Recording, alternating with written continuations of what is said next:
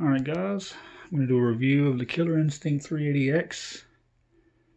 This retails for around $300. It's a good little budget crossbow, but it packs a punch. I'm just going to go over here. I've made a few modifications to this one, so it's not what you're going to see in the factory when you get it. You have some nice string stops right here, which comes in real handy. It makes it a lot quieter than it is. And this crossbows are a little noisy, but this helps a lot. And it comes with a cock and rope, which anytime you buy a crossbow, the cock and rope is really big. You'll have to cut it to the size, and I like to cut it where the handles are right there. That gives you good leverage. If you do it, if you leave them lengthwise, you can be pulling way up to your chest before you cock it back, and that's just going to be terrible on you, trust me. Comes with a 4x3 scope, which is not bad. The reticle's on it's pretty good. It's illuminated red or green. Well, let's see. It's blue or green, I think.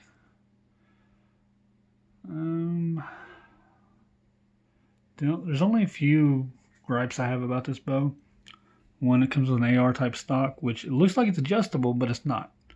So it's fixed. What is cool though, if I can get this thing open, it has a little tool right here, a little Allen tool, that you can adjust your scope or pretty much anything on this bow. The trigger's not bad. It's, like 4-pound trigger, so it's not too bad. It could be a little better, but it's nice and crisp. The only other gripe I have is this foregrip handle. You can't take it off unless you take the whole front end of the bow off. That's one of the biggest gripes I have. If you could take it off where it just unscrew it and then pops off, but you can't do that. You have to take off the whole front end, which is the entire bow basically. Now I put a foregrip on this thing. It is collapsible. I can just push a button and collapse it. So I added that. I added this strap right here. This doesn't come with it. It comes with a 3 bolt quiver. I added a 6-1 on it, which is, it's probably not needed, but it comes with a 3-1, which it depends on your situation. You might need more, but I got a 5-1. They're not that much, about 15 bucks.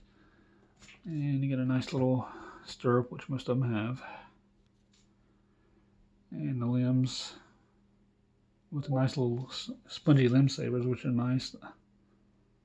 It's not too bad.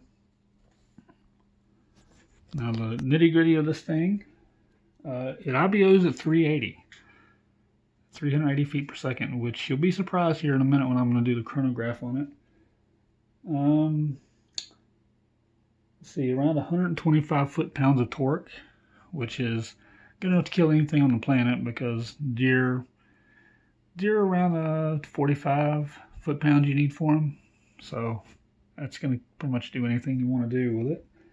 It is a little heavy. It's 7.4 pounds, which is not terrible heavy, but some rifles are 9 pounds or more, so it's not all that bad. Crossbows do have an inherent problem where they're heavy up front, which some have inverted limbs, which kind of correct that, but this one is a little heavy up front, which is kind of understandable. The draw weight on it is 195 pounds, which seems like a lot, but when you're cocking it back with this rope, it's not a whole lot. I can't tell a whole lot of difference between 125 pounds or 195 pounds drawing it back, so it's not really that big of a deal. It comes in Realtree edge.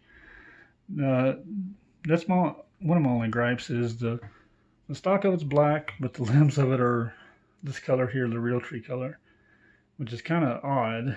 You think they'd all be one solid color or all camo or something like that. They don't give you that option, so. But other than that, I only have a couple gripes on this thing. But now the cocking rope is back here. Usually the bows are right here, but the cocking rope goes back here. So if you get one, make sure that you cock it back here. I think that's about it on this one. The bow itself shoots really good. I mean, I've done it out to 60 yards and shoots groups great. I haven't had any complaints with it. And it's compact too. The stroke on it is only like 12 to 14 inches, something like that when you got it cocked. So it's not really that big. So for hunters, it'd be great in the woods. But other than that, I'm going to go to the chronograph here, and we're going to see just how good it does. Thanks. Alright guys, I'm going to be testing here with the chronograph on the 386 grain arrow, and we'll see what it gets, 385 feet per second.